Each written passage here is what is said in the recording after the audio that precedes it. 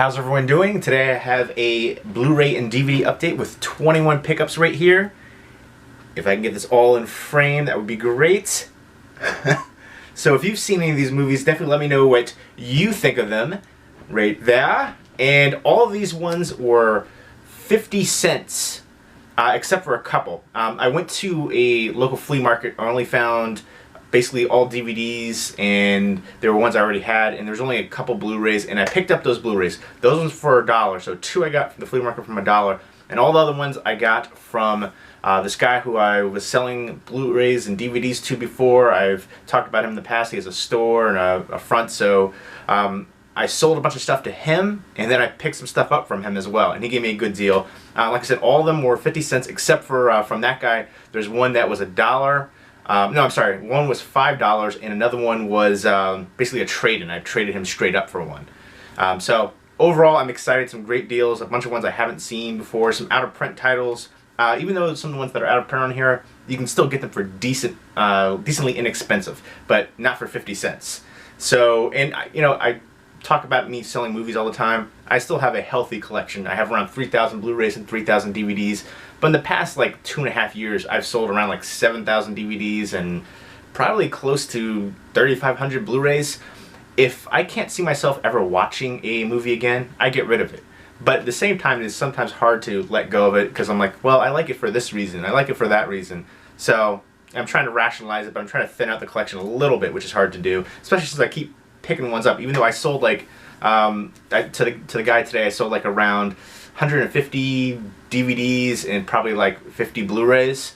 So made a little bit of money, spent a little bit of money. But I'll go ahead and show you the first ones that I picked up for $1 each at the flea market. The Uninvited, which is a remake of A Tale of Two Sisters, which is a fantastic Asian horror film. But I don't know if it has a Blu-ray release. I'm not sure. I need to check that out. At least I'm not sure if it has one in the US. I seem to remember one from like another country. Maybe it was like Kimchi or one of those companies releasing it. I can't recall for sure. But yeah, Uninvited, I've seen the majority of the movie. I've never seen it from start to finish, so wanted to go ahead and pick this one up. And this is, you know, it has Elizabeth Banks in it. She's very stunning.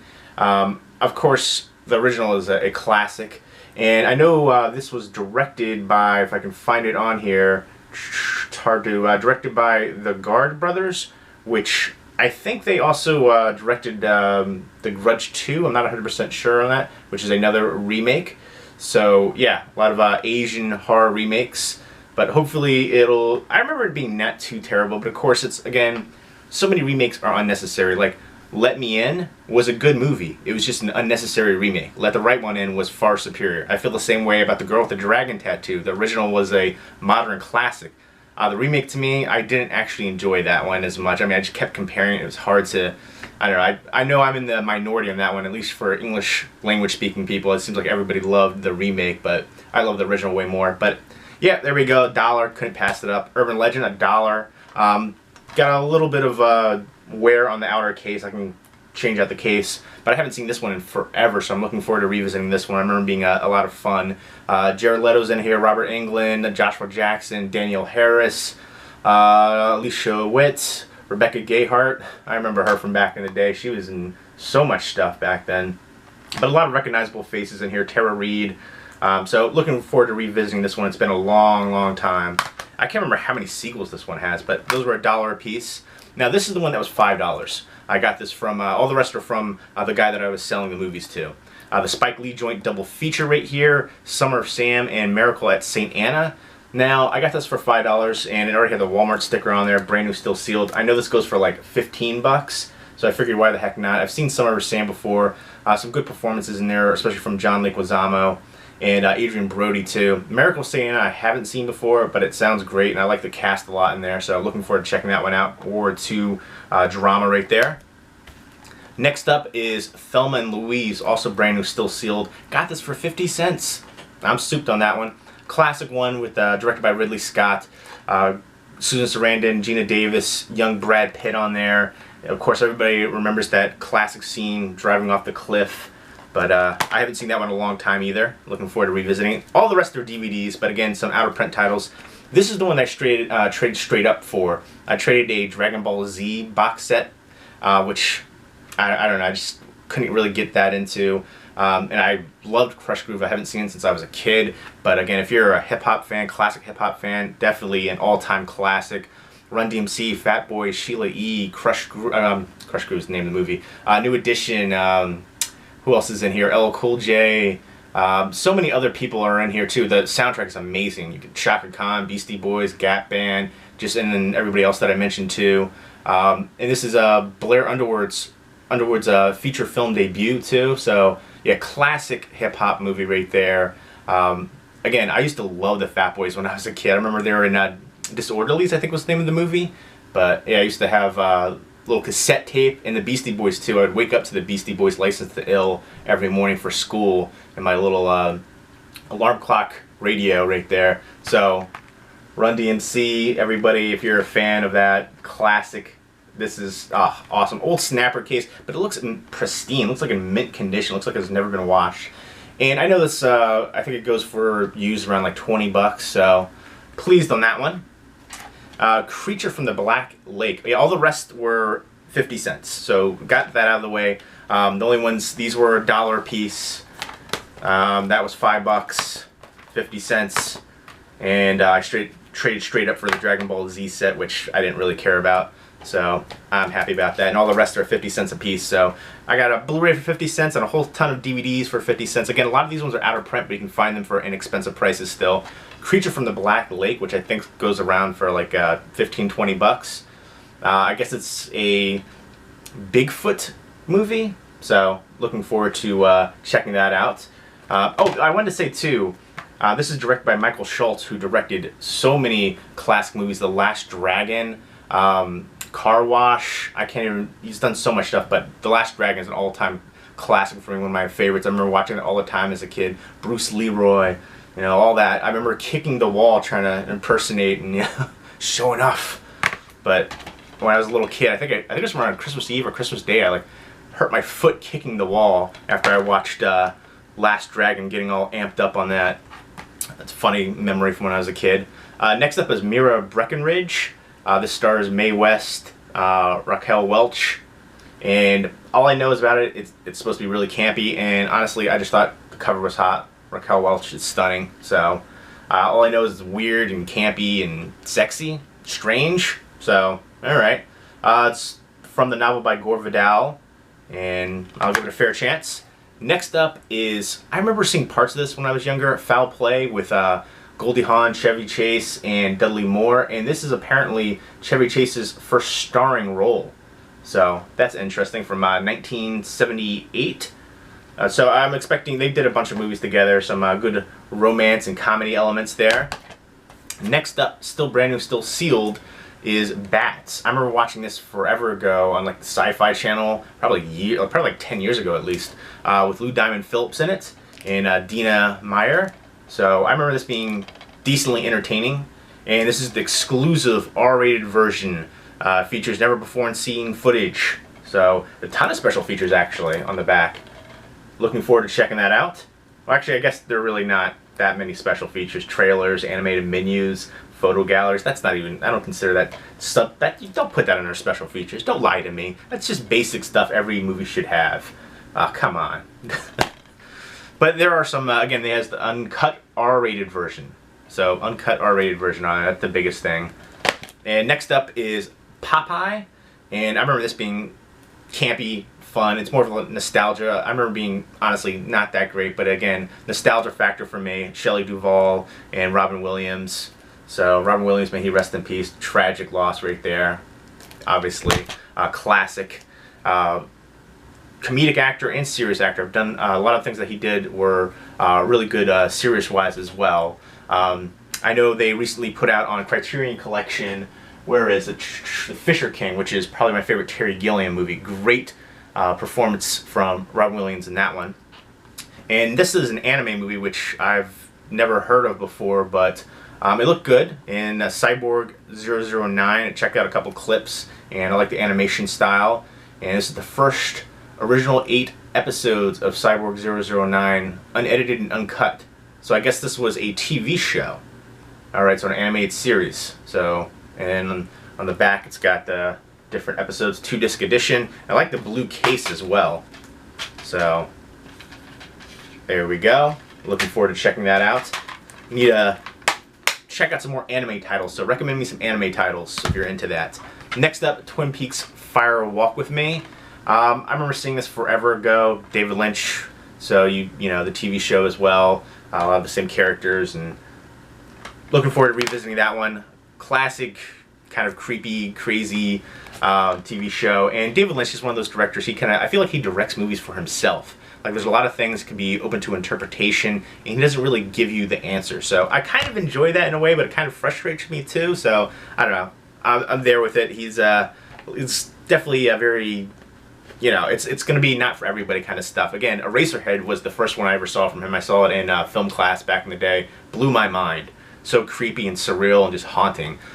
Next up is Dead Alive. This one is beat the heck, but I figure you can't ever have too much Dead Alive. This DVD is out of print, and even in beat up condition, I remember looking up on Amazon in like bad condition, it was still going for like 20 bucks. So that's crazy to me. And like new condition was like 80 bucks for the DVD. That's crazy talk. I remember getting the Blu-ray recently, which is out of print too, and used copies of that were going for like 80, 100 bucks. So nuts. So this is beat to poop really, but if anybody's interested in a beat to poop copy of Dead Alive, if you just want to watch the movie, the disc looks good. So yeah, if you want to trade for it, let me know. So Dead Alive, classic, one of the goriest, craziest movies out there. Absolutely love this one. Peter Jackson, who knew he would go on to Lord of the Rings with making movies like Dead Alive and Bad Taste and Meet the Feebles. But love this one. This is one of the most rewatchable horror movies for me. Next up is Love Object, which I have not seen before. I don't know, it looks creepy. I just figured I would check it out. I hadn't really seen anybody talk about this one before, so I'm assuming, I don't know if it's some kind of necromantic type stuff or what, but it looked creepy from the cover. Kind of reminds me of a few Asian horror titles, but I don't believe it is.